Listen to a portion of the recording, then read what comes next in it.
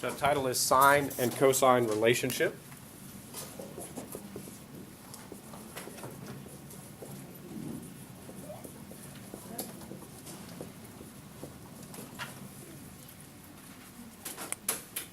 And there's a triangle. You don't have to draw this triangle that goes with number 1.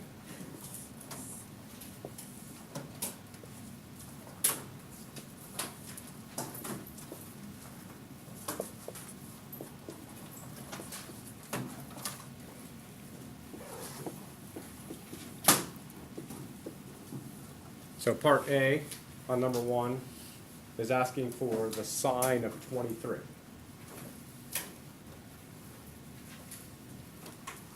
So we could look up sine 23 on the calculator or the trig table, but we have a triangle here, so let's use this triangle instead.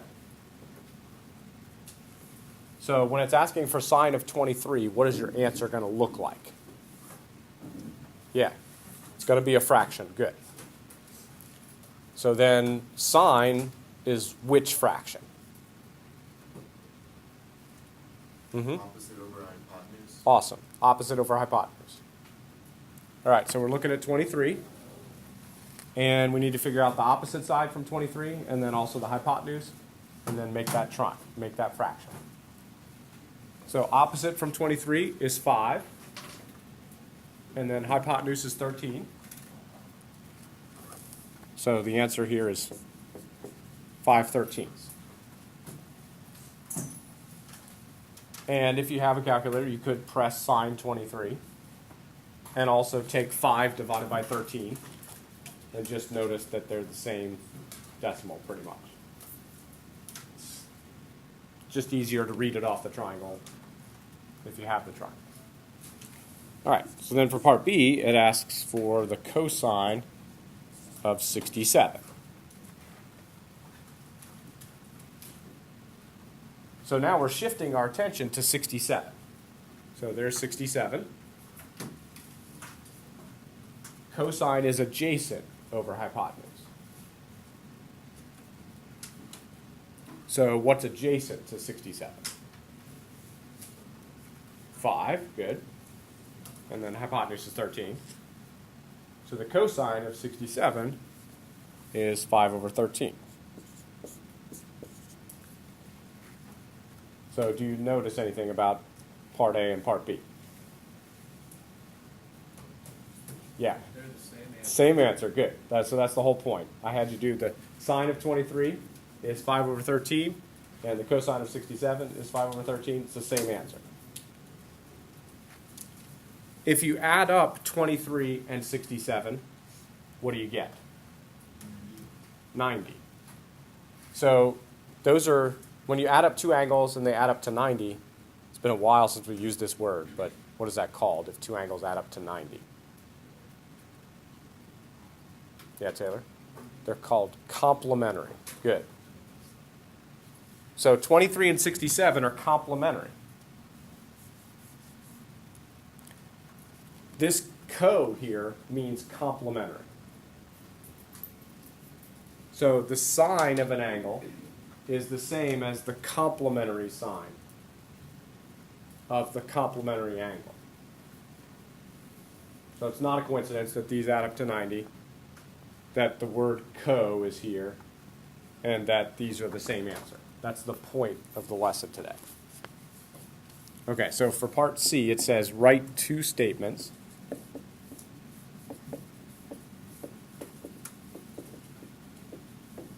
with an equal sign.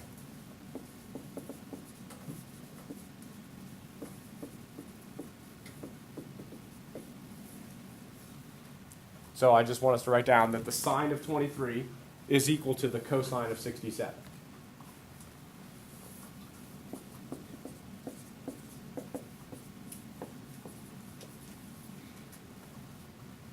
So we figured out the sine of 23, and the answer was 5/13.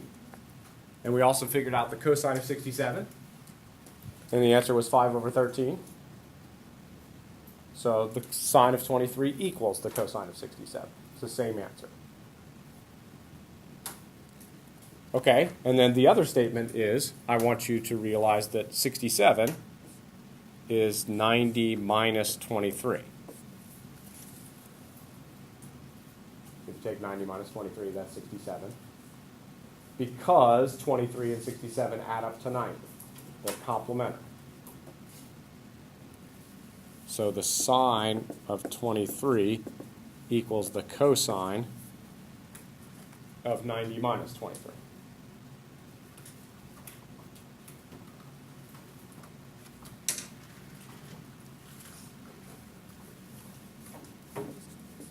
Okay, for number 2, we are going to look at a different triangle. Here it is. It's still a right triangle, which is good news, because then we can do sine, cosine, tangent, and Pythagorean theorem.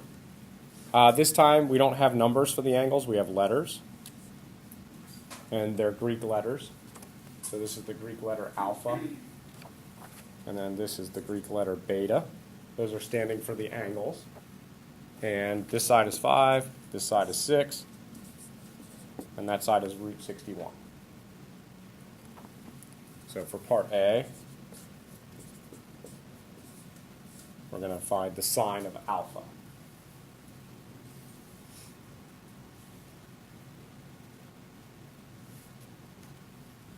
So we can just look at the triangle.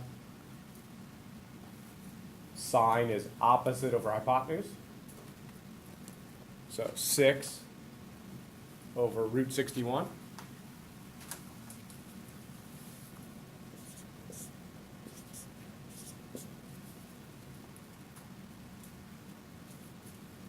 Everybody okay with the sine of alpha being 6 over root 61, just opposite over hypotenuse?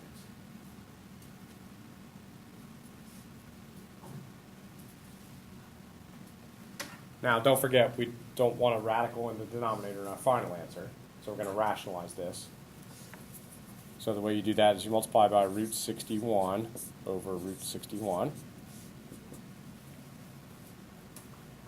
And when you multiply fractions, you just multiply across the tops and the bottoms.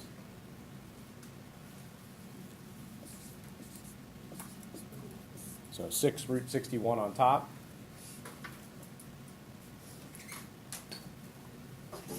And 61 on the bottom. Yeah, you could take 61 times 61 and then take the square root of it. But it's going to end up being 61.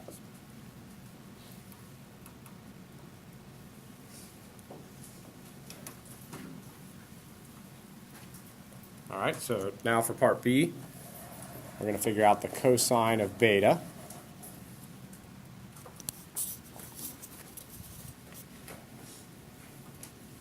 So now we're shifting our attention to beta over here. And cosine is adjacent over hypotenuse.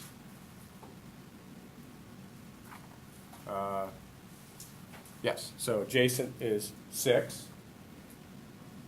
And hypotenuse is root 61. Everybody doing okay? So the answer to the cosine is 6 over root 61. So it happened again. The answer from A was the same as the answer from B. So I'm just trying to re-emphasize that the cosine of alpha is equal to, the sine of alpha is equal to the cosine of beta.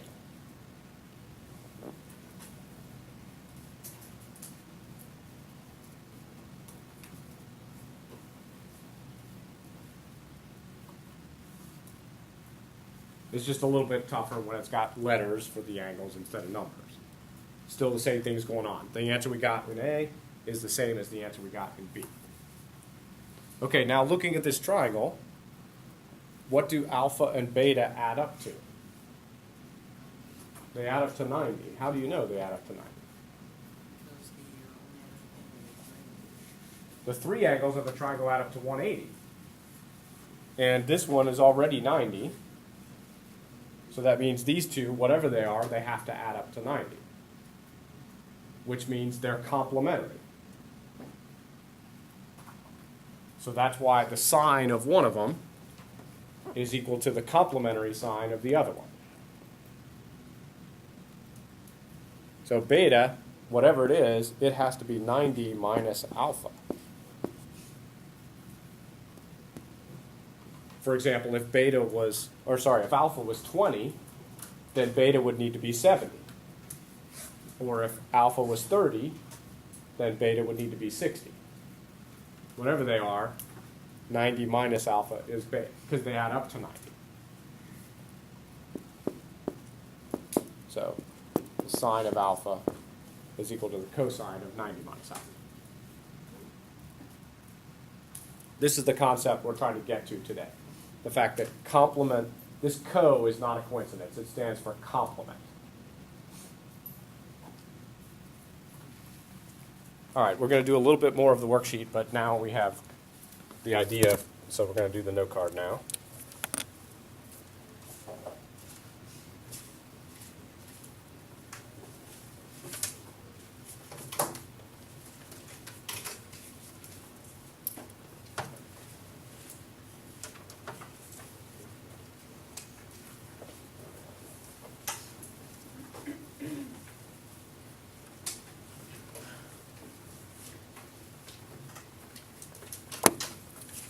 So this is note card 65. Title is Sin and Cosine Relationship.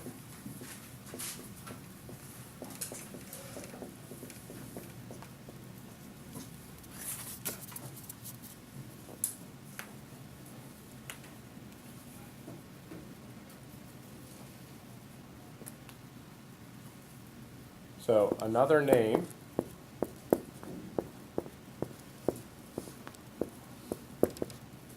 for cosine is complementary sine.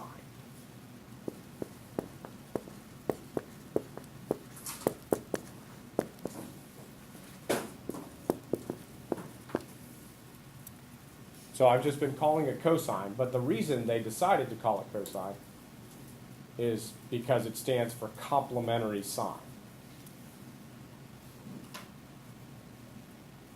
And that means that the sine of an angle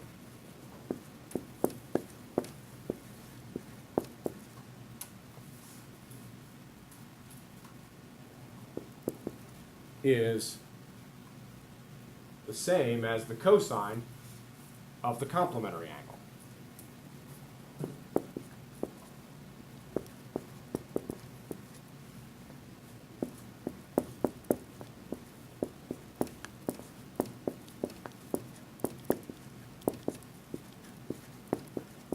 The sine of an angle is the cosine of the complementary angle.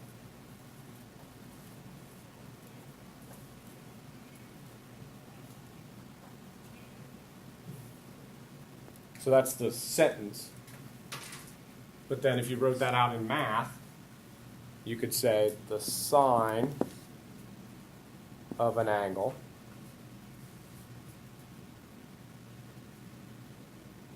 is equal to the cosine of the complement of the angle. But to get the complement of the angle, you take 90 minus it.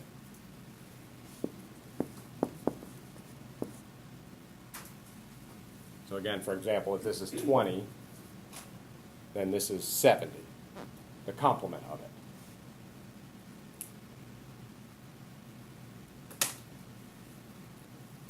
And then it's also true that the cosine of an angle, I'll call it theta this time, just so you kind of get used to the Greek letters. The cosine of the angle is equal to the sine of the complement.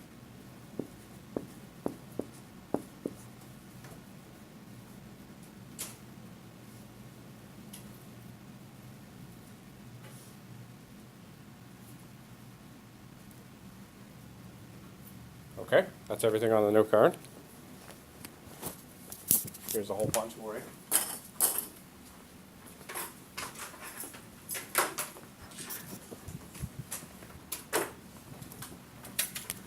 And then we're going back to the worksheet, part D.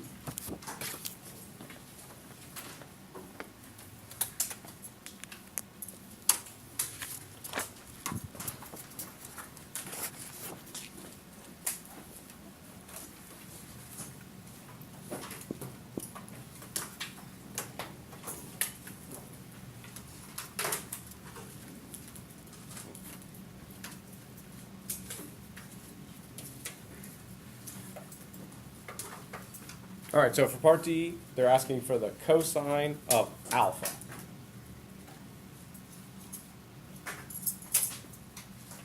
So here's the triangle we're looking at in number 2. Cosine is adjacent over hypotenuse. Here's alpha. Adjacent is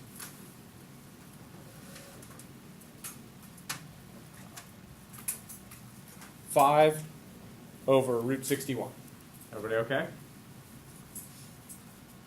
Cosine of alpha is adjacent over hypotenuse, so that's 5 over root 61. Just reading the fractions off of the triangle.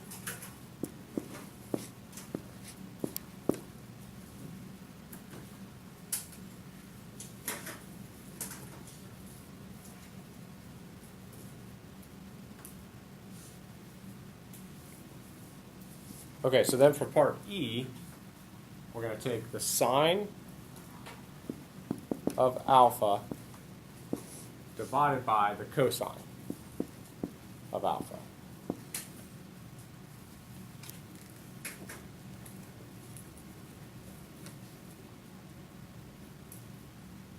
So we just got to look back and see what we got. For the sine of alpha, we got 6 divided by root 61.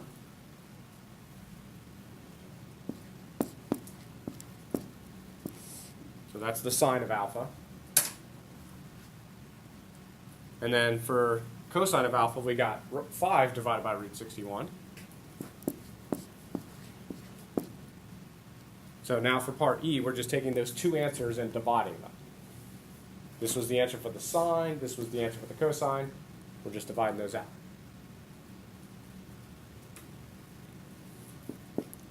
Okay, so we have to divide fractions, which you probably haven't done that in a while. So this is 6 over root 61 divided by 5 over root 61.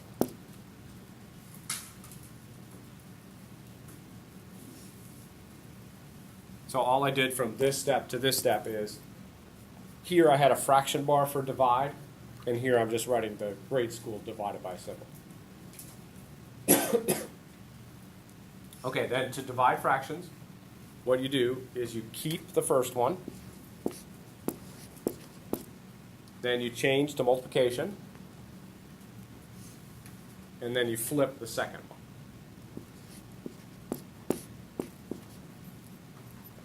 So dividing fractions is keep, change, flip.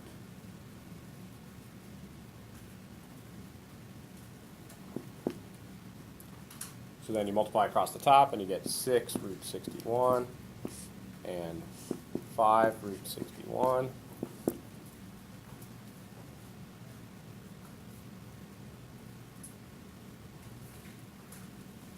But then what is root 61 divided by root 61? 1. It's 1, so that crosses out. So final answer is 6/5.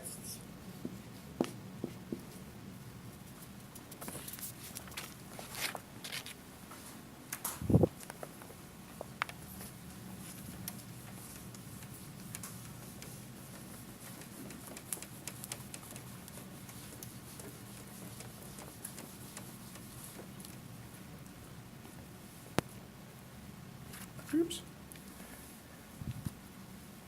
All right, then for part F, we're going to figure out the tangent of alpha.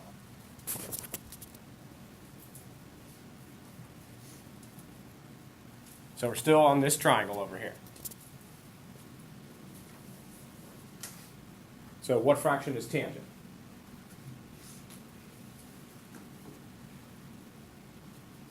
Yeah. Opposite over adjacent, nice. TOA. Okay, so we've got alpha. We need the opposite, that's 6. The adjacent, that's 5. So tangent of alpha is 6/5.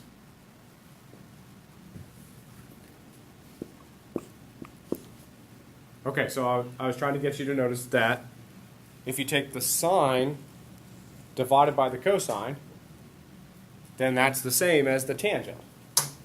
Because we did sine divided by cosine and we got 6/5.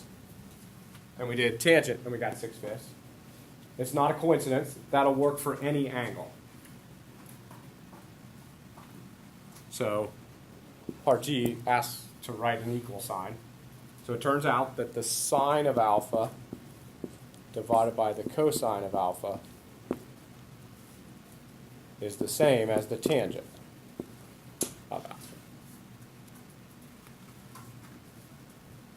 And like I said, that'll work with any angle. If you took the sine, you could try this on your calculator. Type in sine 20 divided by cosine 20, and then do tangent of 20, you get the same answer.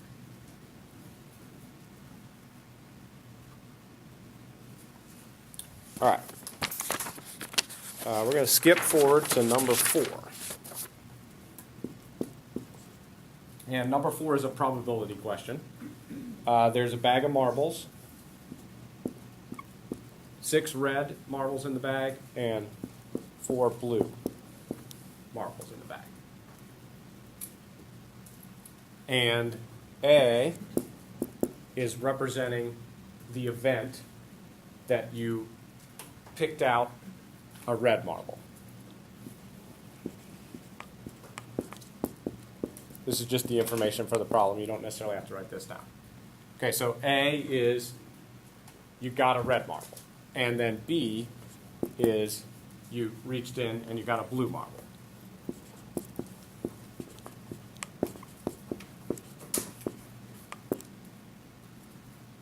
All right, so here's the question. We want to find P, A slash B. So this was new notation yesterday. What does this mean? It's okay if you don't remember, but see if anybody does. Isn't this the one for independent? It has something to do with independent and dependent events. Good. What does the slash say? It says given. So the way to read this is, yeah, go ahead. Isn't it for whatever happens to A, like it's given for B? Yes, so we're trying to find the probability that A happens given that B has already happened. Right. So in this context, we're saying, what are the chances of getting a red marble given you've already reached in and gotten a blue marble? Let me say that again. This is the probability that you're going to get a red marble given that you already got a blue one. Okay, so if you already got a blue marble, how many marbles are in the bag? 9, right? Because there were 10.